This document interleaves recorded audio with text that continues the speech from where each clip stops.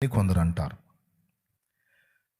అయి మన ఈ లోకంలో, ఈ దేశంలో ఉన్న విశ్వాసం ఏందంటే పునరపి జననం, పునరపి మరణం అని. అంటే మనిషి పుడతాడు, సస్తాడు, చచ్చి మళ్ళీ ఇంకొక జీవిగా జన్మిస్తాడు.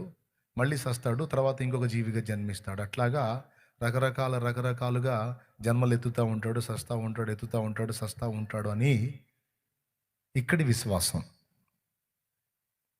అంటే ఆత్మ ఒక్కటే అనేక రకాల శరీరాలను ధరిస్తూ, చస్తూ, ధరిస్తూ, చస్తూ, ధరిస్తూ, చస్తూ ఉంటుందన్నమాట. ధరిస్తూ, విడుస్తూ అన్నట్టు. అర్థమైందా? అయితే ఇక్కడి సాహిత్యంలోనే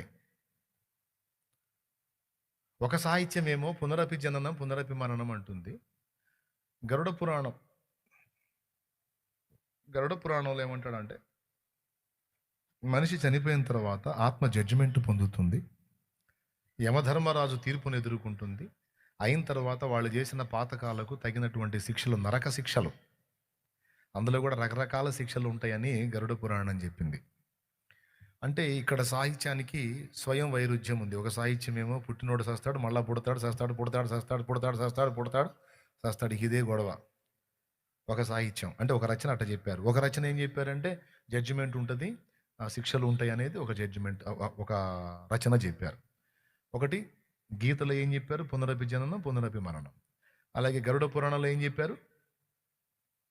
చనిపోయిన తర్వాత ఆత్మ యమధర్మరాజు సముఖంలోకి పోతుంది, అక్కడ జడ్జిమెంట్ ఎదుర్కొంటుంది, తర్వాత శిక్ష లేదా స్వర్గం, నరకం, స్వర్గం అనేది.